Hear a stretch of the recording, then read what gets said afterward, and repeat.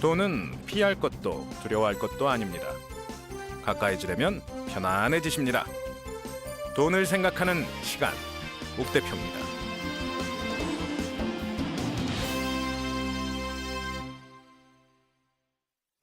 네, 안녕하십니까. 돈을 생각하는 시간, 옥 대표입니다. 네, 오늘은 조금 색다른 장소에서 녹음을 하고 있습니다. 아니, 뭐 정확히 말씀드리면 장소는 같은데 시설이 좀 달라졌습니다. 나중에 이거 정말 역사적으로 기념할 만한 날이어서 나중에 사진 한번 보여드리겠습니다. 네, 오늘 말씀드릴 내용은 대출에 대한 내용입니다. 어떻게 돈을 벌고 어떻게 써야 하는지에 대해서 지난 몇 회 동안 말씀을 나눴고요. 오늘은 이제 대출에 대한 이야기를 할 텐데요. 자, 너무 또 대출 그러면 부정적으로 생각하시는 분들 많습니다. 근데 대출이요, 그냥 우리가 빌리는 그런 대출의 개념을 넘어서서 이제 이게 채권까지도 확장이 되는 거고요. 나라와 나라 간의 대출이 왔다 갔다 하는 사이에서 외환, 환율도 같이 움직입니다. 그리고 아주 기본적인 내용입니다. 그러니까 벌고 쓰는 것 이외에 다른 사람의 돈을 빌려서 무언가를 하는 행위들이 이제 모두 다 대출이 되는 거죠. 이 대출의 기초부터 하나씩 좀 배워가 보겠습니다. 배워야 하는 이유는 뭐냐? 꽁으로 빌릴 수는 없잖아요. 남의 돈을 빌리는데. 이게 무슨 말씀이냐면, 적어도 원리를 알면, 계속 말씀드리지만 원리를 알면 더 많은 돈이 남는 건 아니지만 돈을 쓸 때 훨씬 더 마음 편하게 쓸 수 있습니다. 편안한 우리 생활을 위해서 대출에 대해서 약간 알아보도록 하겠습니다. 자, 대출 그냥 빌린다는 제 입장에서만, 자기 입장에서만 말씀을 드리는 거죠. 그런데 사실은 나한테 돈을 빌려주는 어떠한 기관도 그 돈을 어디서 났을까요? 은행도 돈을 빌려야 됩니다. 창고에 쌓아놓은, 금고에 쌓아놓은 돈을 우리한테 주는 개념이 아니고요. 은행 또한 누군가에게서 돈을 빌려다가 다시 우리에게 준 겁니다. 기본적으로는 예금, 그러니까 우리가 예금을 하는, 저축한 돈을 은행이 보관을 하고 있다가 돈을 필요로 하는 사람에게 빌려주는 것이 대출이 되겠죠. 돈이 필요한 사람이 돈을 빌리는 것, 마찬가지로 이 또한 대출입니다. 자, 그럼 이 대출이, 은행도 우리가 예금을 했을 때 예금 이자를 줘야겠죠, 우리한테. 그게 지금 1% 조금 넘는 수준입니다. 2%까지 나가는 건 거의 몇 드문 상품이고요. 1%대의 예금 금리를 주고 있습니다.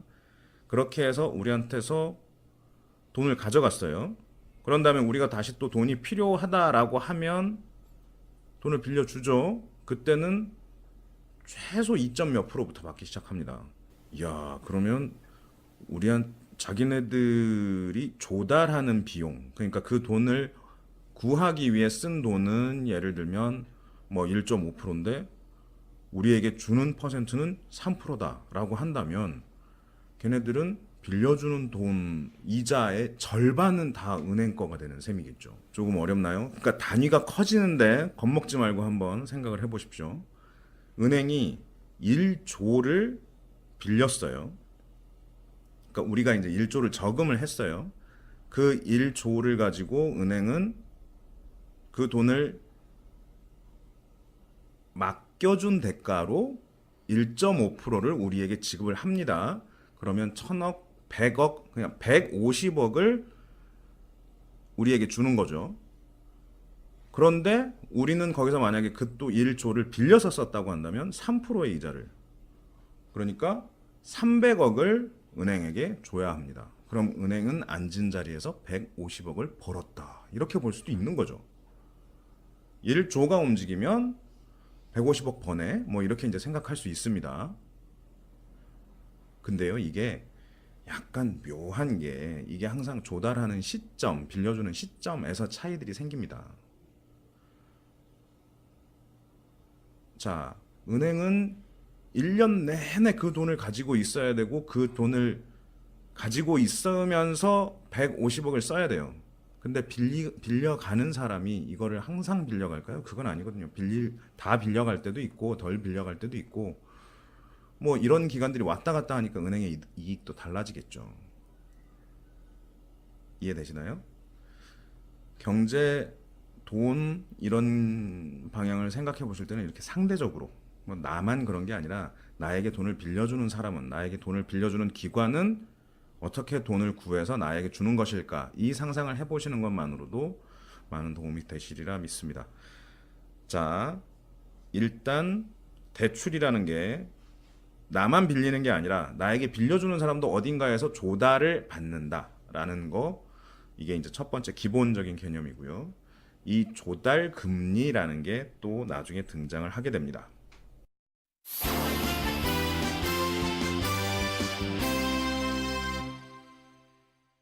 자, 이제 대출 두 번째입니다.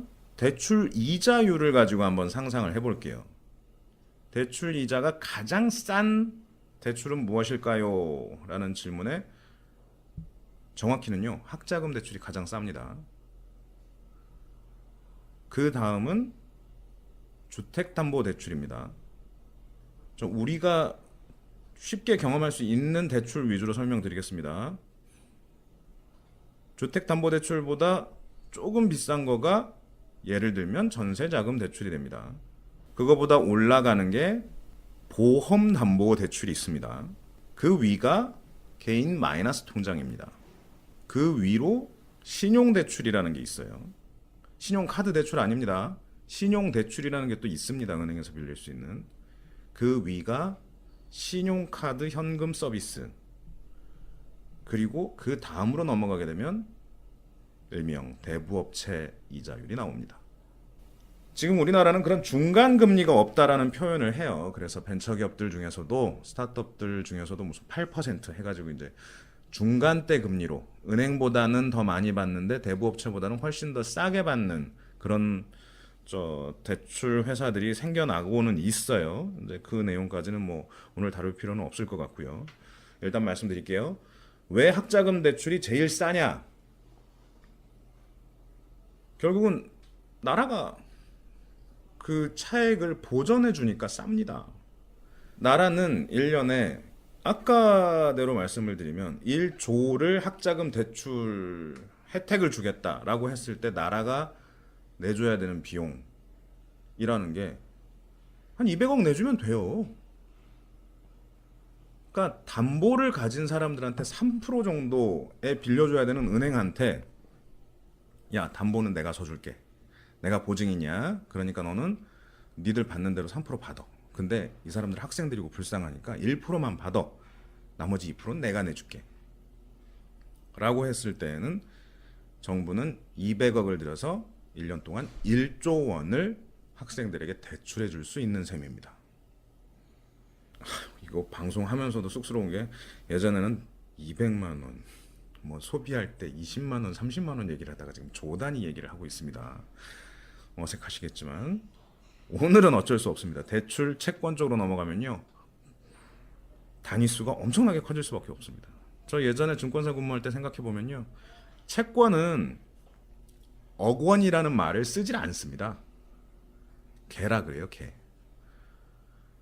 무슨 채권 100개 살게요, 그래요. 그걸 다 100억 원 살게요, 뭐 200억 원어치 살게요 이런 말 안 하고 100개 살게요, 200개 살게요 이렇게 표현을 하는 거죠. 자, 오늘 좀 단위가 크더라도 이해를 해주시고요. 아까 다시 돌아가겠습니다. 학자금 대출이 가장 쌉니다. 왜? 나라가 보증을 해주니까. 그럼 그 다음이 왜 부동산 담보 대출이겠냐? 당연히 담보가 있으니까. 그 다음이 왜 전세 담보 대출이냐? 이 또한 담보가 있으니까. 그 집주인이 이미 받아놓은 전세 보증금을 담보로 잡았을 때 이렇게 제공이 되는 거죠. 그런데도요, 그 금융기관이 조금 그런 게 어차피 똑같은 담보인데 부동산, 그러니까 주택담보대출을 훨씬 더 싸게 쳐줘요. 그거보다 전세가 조금 더 비싸게 나옵니다.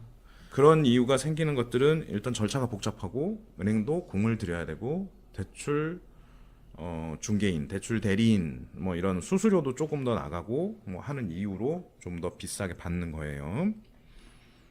이제 그 위로 넘어가면 담보는 담보인데 조금 애매한 담보들이 또 있습니다. 부동산 저까지는 눈에 보이는 실물이잖아요. 그러니까 이제 대출이 쉽게 나오는데 그 위로 가면 보험 담보 대출 뭐 이런 게 있습니다. 어떤 보험, 그러니까 나중에 환급을 받게 되는 보험의 경우에는 환급 받을 수 있는 금액만큼을 담보로 제공할 수 있는 형태가 돼요. 그러니까 남한테 해주지는 않고요. 그 보험사가 해줍니다. 그래서 보험사에게 대출을 신청할 경우에는 어쨌든 내 돈을 담보로 내가 빌리는 형태가 되는 거니까 조금은 저렴한 이자로 돈을 빌릴 수 있죠. 그리고 마이너스 대출 있습니다. 마이너스 대출 요즘에 얼마쯤 할까요? 뭐 아주 안정적인 직업을 가진 사람들은 직업을 담보로 2, 3%대 마이너스 대출도 받습니다. 그런데 일반적인 경우에는 뭐 5에서 10% 사이의 대출이 나오는 게 보통입니다. 이 마이너스 대출 또한 또 다른 형태의 신용 대출의 일부인 거죠.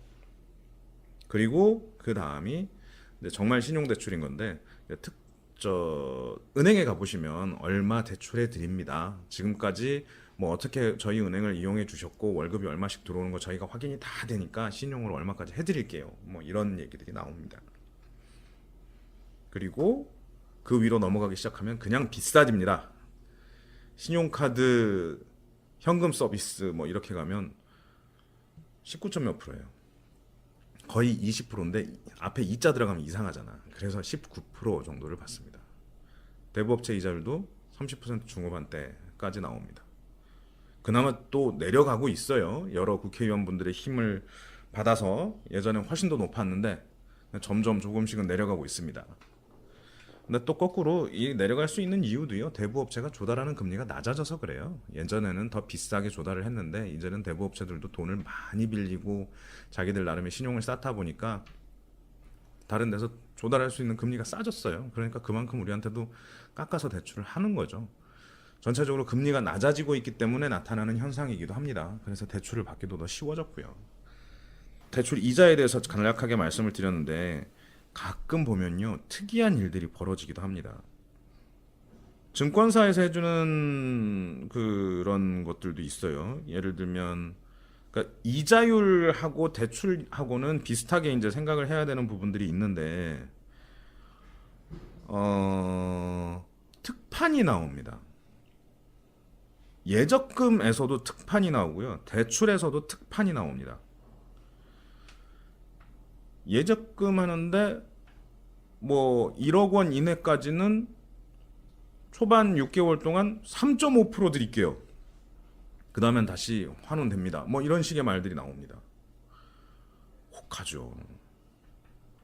지금 이자가 뭐 2%대가 보기가 힘든 상황인데 3% 넘는 이자를 주겠다라고 하면 가고 싶죠. 거꾸로 대출 쪽에 가면 한도를 많이 주고 금리를 낮춰주는 형태의 특판들이 들어옵니다. 아니 1,000만 원, 2,000만 원 빌리겠다고 할 때는 뭐 대출이자 뭐 7% 내세요, 8% 내세요 이러던 사람들이 갑자기 전화해서 저희가 3,000만 원 해드리겠습니다. 이자도 5%밖에 안 됩니다. 뭐 이런 식의 특판들이 나옵니다. 심지어 역마진을 보면서도 팔 때가 있어요. 이 역마진이라고 하는 건 은행이 조달할 수 있는 금리보다 훨씬 더 낮은 금리로 대출을 주기도 합니다. 왜일까요? 답은 금융기관의 마케팅입니다. 그냥 금융기관이 할 수 있는 가장 쉬운 마케팅이라서 그렇습니다. 아무리 금융기관의 뭐 신용도가 좋아요, 우리 은행으로 오세요, 우리 좋습니다, 뭐 이런 이야기를 한다 한들 사람들한테 뭐 그게 갈 일이 없는데 가지는 않거든요. 근데 어떤 일이 있어서 은행을 갔을 때 무언가 본인이 훨씬 더 서비스를 받는다라고 생각을 하게 만들면 이 사람은 충성 고객이 될 가능성이 높습니다. 그리고 한 번 또 옮겨온 사람들이 잘 옮겨 다니질 않는 게 금융기관이기도 합니다. 되게 재밌는 게요. 매일같이 은행 다니는 사람 있으세요? 없습니다. 아니 매일이 아니라 매달도 안 갈 겁니다. 1년에 몇 번 가기가 쉽지가 않아요. 월급은 자동으로 들어오죠. 통장 정리 굳이 안 해도 되죠. 그냥 CD기에서 돈 찾으면 되죠. 사실은 돈 찾는 횟수도 점점 줄어듭니다. 그냥 다 신용카드 쓰면 되니까. 직불카드 쓰고. 점점 멀어지거든요. 은행에 가는 게. 근데 은행을 자주 다니시면요. 은행에서 하는 일들이 하나씩 하나씩 눈에 들어오면서 그런 특판들이 보이기 시작할 겁니다. 한번 구경 삼아 한 번쯤 가보시는 것도 추천드립니다. 자, 특판이라는 게 있습니다. 예금도 그렇고 대출도 그렇고 다른 때보다 훨씬 더 혜택을 주는 경우들이 있습니다. 근데 사람들이 잘 안 갑니다. 그래서 그런 혜택을 있는 줄도 모르고 그냥 넘어가는 경우가 많습니다. 더 안 좋은 경우는요. 가보면 있는데 안 가보고 비싼 거, 손쉬운 거 이런 걸 쓰는 경우죠. 신용카드 현금 서비스 1년에 20% 대단하다라고 하지만요. 아니 갑자기 저녁 때 집에 오는데 뭐 한 5만 원 정도가 모자라. 무언가 사고 택시 타고 집에 가는데 5만 원 정도가 딱 있었으면 좋겠는데 그게 없어. 뭐 이렇게 생각을 하면 가까운 편의점에 가서 신용카드 가지고 5만 원 뽑아 쓸 수 있죠.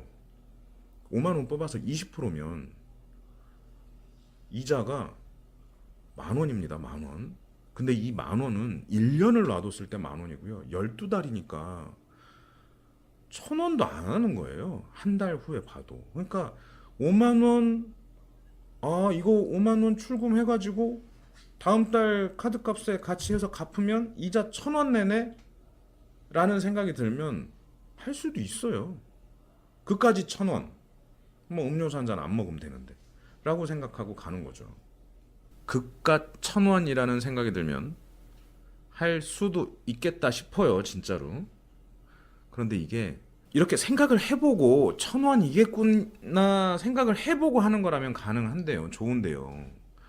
서비스가 꼭 뭐 5만 원만 받나요? 20만 원도 받고 30만 원도 받고 받습니다. 그러다 보면 금액들이 점점 커집니다. 익숙해지기 시작해요. 1,000만 원짜리 마이너스 통장 이거 1,000만 원 다 빌려 쓰는 경우 흔합니다. 쓰다 보면 그러니까 소비의 습관 자체가 이제 정상적이지 않게 되는 거죠. 1,000만 원이 내 돈이 아님에도 불구하고 나에게는 1,000만 원까지 쓸 수 있는 여력이 있구나라고 생각하고 써버리게 됩니다. 그리고 그 1,000만 원에 대한 이자를 내게 되는데 예를 들어서 이게 마이너스 통장이 6%짜리다라고 한다면 1,000만 원에 6%, 100만 원, 10만 원, 60만 원을 1년 동안 내야 되는 거죠. 그러면 매달 5만 원씩을 그냥 은행에 헌납하게 됩니다. 그런데 만약에 이것도 이제 작게 보시면 정말 필요한데 5만 원인데 해야 되는 거 아닌가요? 좋아요. 할 수 있어요. 근데 신용카드다 훨씬 많아지죠. 5만 원이 아니라 15만 원을 내는 셈이 됩니다. 대부업체를 이용했다? 무섭습니다. 그냥 36% 계산해봐도 6%의 6배입니다. 5, 6에 30. 매달 30만 원을 내야 됩니다. 1,000만 원 빌리고 그래도 그달 30만 원씩 갚으면 1년이면 360만 원입니다. 절대 쉽게 생각할 수 있는 금액은 아니죠. 자, 대출이 무서운 건 사실 이거 빌려서 요거 갚는데 무서운 건 아니에요. 일단 대출은 습관을 망가뜨립니다. 내가 가지고 있는 규모 이외에 소비를 하게 만듭니다. 물론 급해서 할 수도 있어요. 하지만 그런 것들이 습관화가 됐을 때는 더 큰 사고를 불러오기 딱 십상입니다. 두 번째, 생각 없는 대출은 자꾸 나에게 더 많은 비용을 요구하게 되고 정상적인 대출을 막아버리는 형태가 됩니다. 무슨 말씀이냐면요. 신용 등급 자체가 낮아져서 은행에서 돈을 빌릴 수 없는 상황이 된다는 거죠. 학자금 대출을 받을 수 있는 학생이 그걸 받지 않고 뭐 여유 있게 살다가 부모님한테 학비 받아 쓰고 용돈 받아 쓰다가 갑자기 돈이 급해졌어요. 그러면 학자금 대출을 받아서 메꿀까요? 아니에요. 그런 친구들 대부분 신용카드 대출을 받는 경우가 많습니다. 엄마 아빠한테 안 걸리려고 잠깐 쓰고 메꾸려고 뭐 이런 식으로요. 잘못된 습관이 들여지는 거죠. 대출은 일단 안 받는 게 좋고 받아야 된다면 생각은 꼭 한 번쯤 해보시고 가능하다면 내 신용에 아무런 하자가 없도록 도와줄 수 있는 대출 쪽으로 이용하시는 게 좋습니다. 그 다음으로 대출을 모으는 것도 방법입니다. 웬만하면 하지 마라 그래 놓고 또 제가 또 대출 잘 받는 방법까지 말씀드리는 것 같아서 좀 억울하긴 한데 막 이런저런 잡스러운 대출이 잔뜩 있다 쳐요. 신용카드 대출도 조금 있고 무슨 저 신용 대출도 좀 받아놨고 마이너스 통장도 조금 있고 뭐 이런 식으로 다 조금씩 있다고 쳐요. 이런 경우에는 가장 낮은 이자율로 한꺼번에 처리할 수 있는 이 대출로 갈아타는 방법도 있습니다. 예를 들어 볼게요. 신용카드 마이너스 통장 1,000만 원 꽉 채웠어요. 신용카드 현금 서비스 100만 원, 200만 원 정도 받아놨어요. 뭐 이미 1,200만 원 빚이 져 있는데 또 돈이 또 한 1, 200만 원 더 필요한 상태가 됐어요. 그럴 때 귀신같이 은행에서 전화가 옵니다. 3,000만 원 얼마에 해드릴게요. 근데 이거 따져보시면 이게 더 나을 수도 있습니다. 뭐 3,000만 원까지는 아니더라도 뭐 1,500만 원쯤 대출 받아가지고 지금까지 밀렸던 걸 한꺼번에 다 상환하고 조금 더 낮은 이자율로 갈아타는 형태가 되는 거죠. 이게 나라에서도 권장하는 방법 중에 하나입니다. 그래서 행복기금이라는 얘기들도 나오고요. 나라가 보증하는 형태의 다른 대출 상환 상품들이 등장하기도 합니다. 이거 몰라서 못 하시는 분들도 많습니다.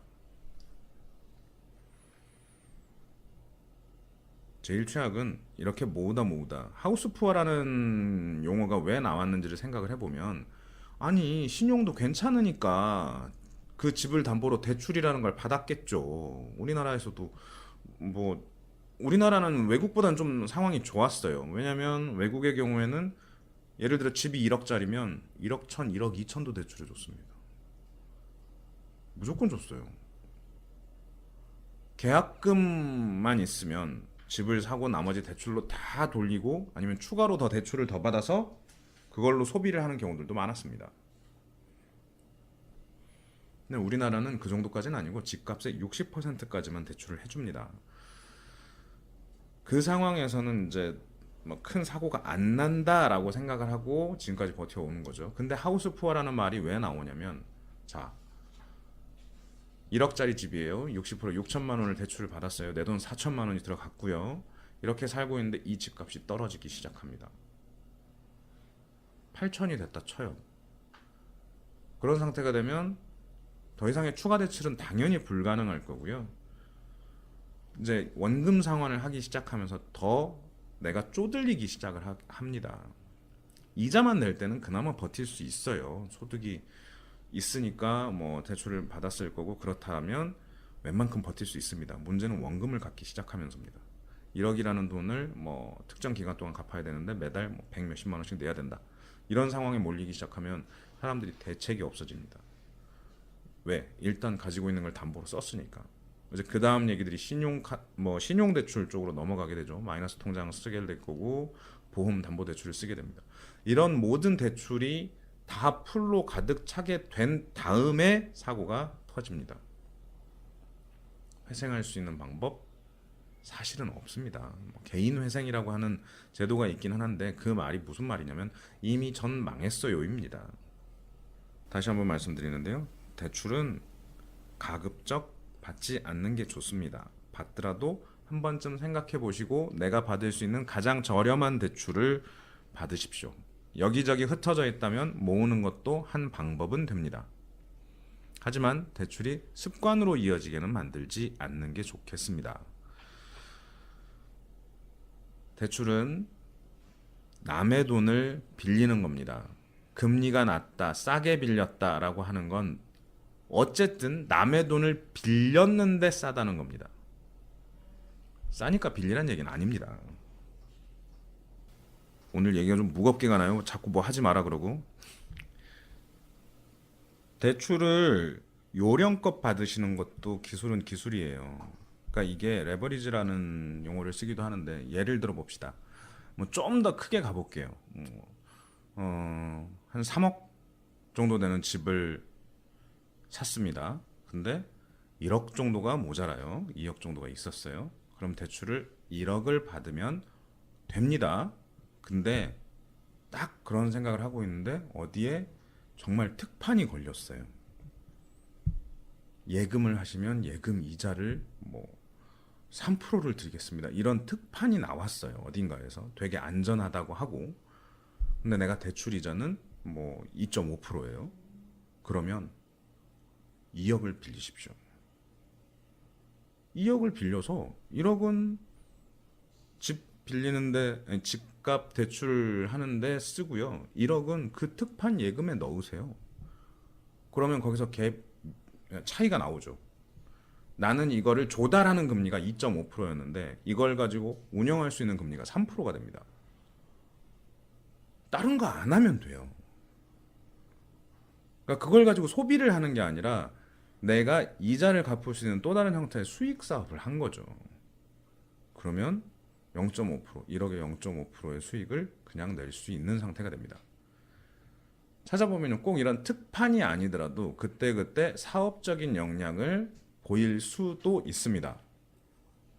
친척들 중에 그런 분들 분명히 계세요. 돈놀이 잘하시는 분들이 계십니다. 꼭 돈놀이까지라고 하긴 뭐하지만요. 뭐 사업을 하는데 뭐 돈이 필요하시다. 근데 사업이 되게 안정적인 사업이다. 뭐 이런 경우들이 있을 수도 있습니다. 그런데 투자를 하는 것도 방법은 방법입니다. 이게 양쪽으로 보는 거죠. 대출을 얻어서 더 많은 수익을 낼 수 있는 대체 투자를 하는 형태가 됩니다.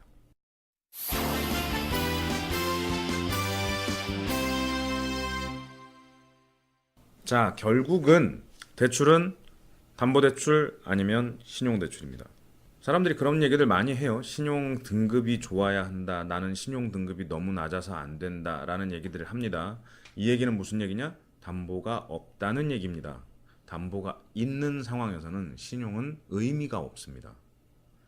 집담보대출을 받는데 당신 신용 등급이 낮아서 이거 뭐 이런 얘기 안 나옵니다. 그냥 집을 담보로 하고 있기 때문인 거죠.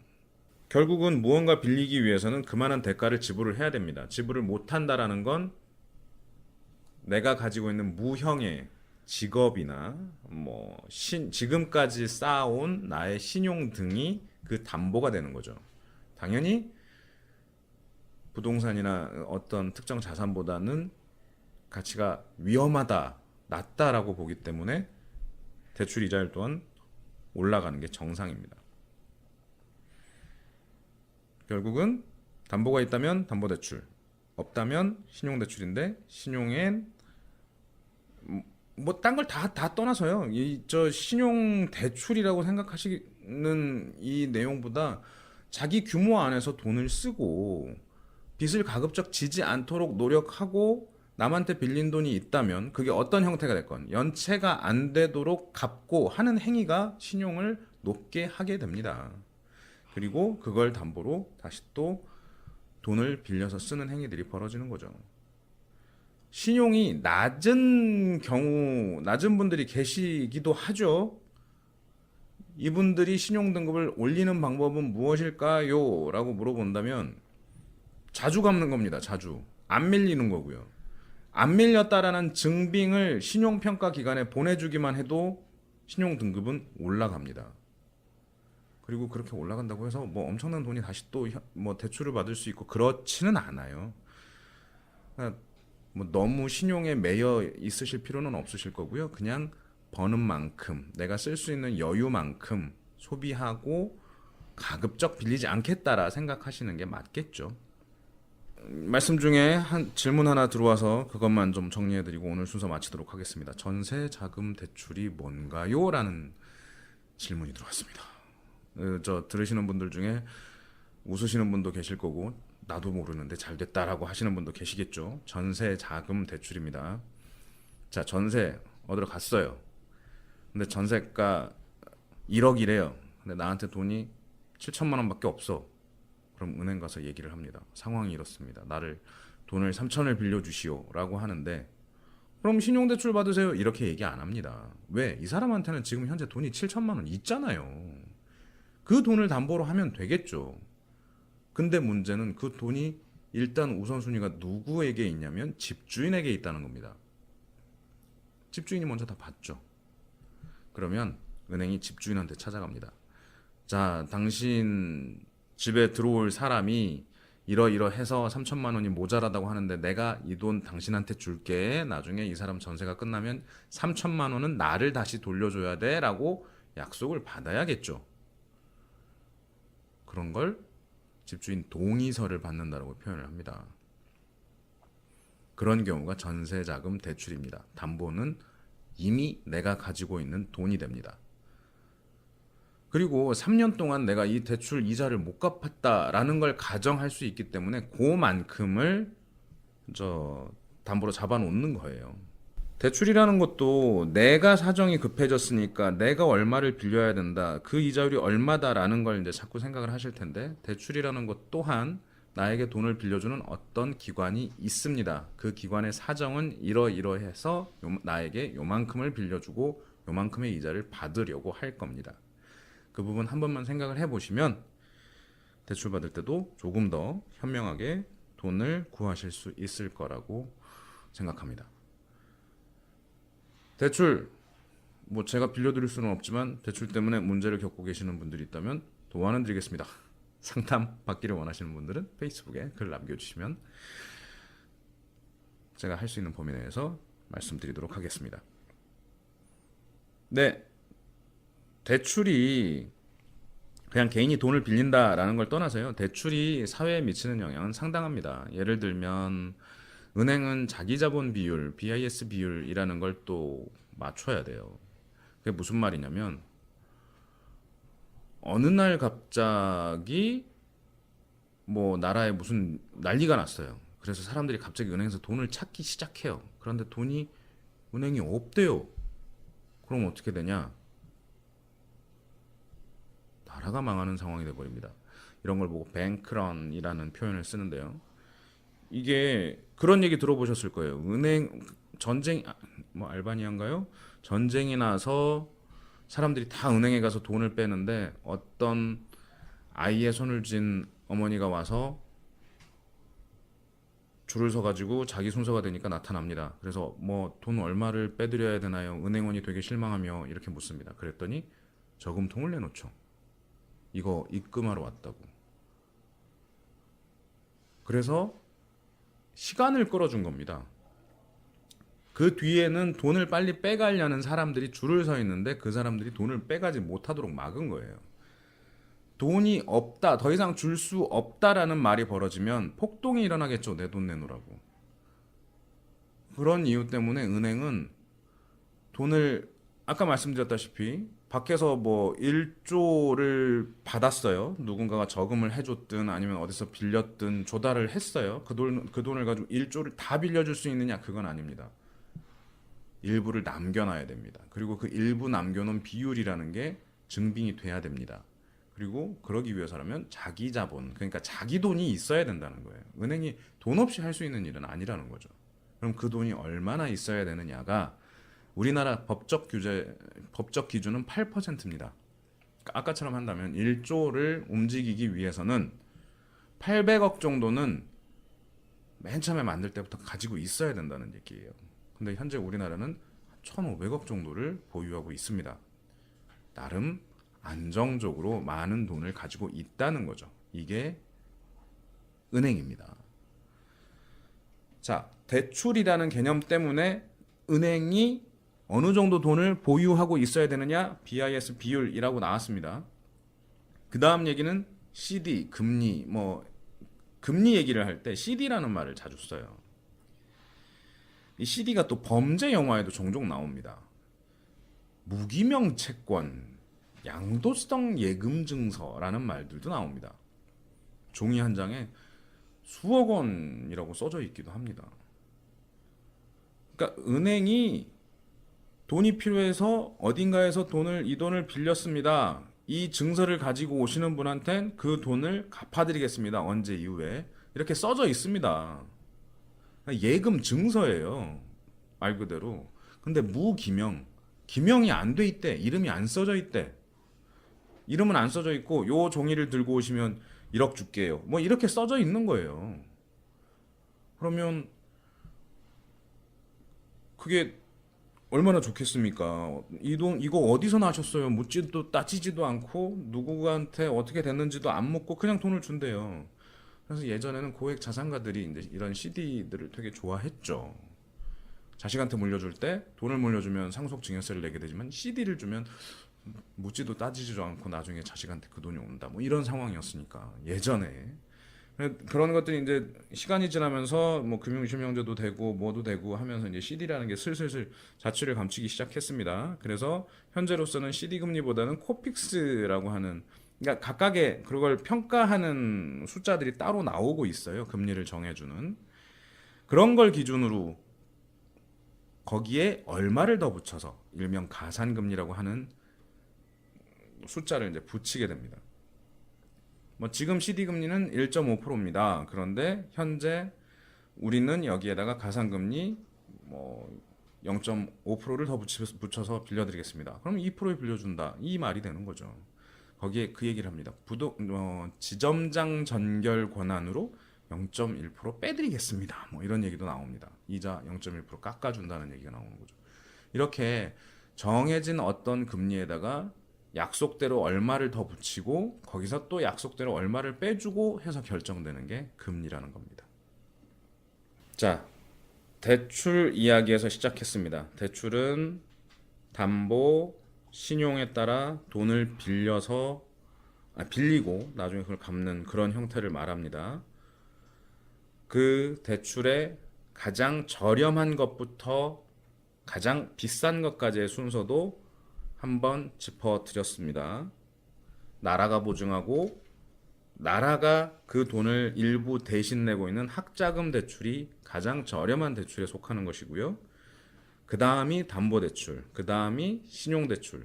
최악은 신용대출 중에서도 대부업, 그러니까 제2, 제3 금융권의 대출이 가장 비싼 이자율을 보이고 있습니다. 이런 이자율이 결정되는 것은 그 기업도 어딘가에서 돈을 조달하기 위해 돈을 다시 또 써야 하기 때문입니다. 그 조달 비용이 매우 싼 곳이 있고 비싼 곳이 있겠죠. 싼 곳은 싸게 빌려줄 것이고 비싼 곳은 비싸게 빌려줄 겁니다.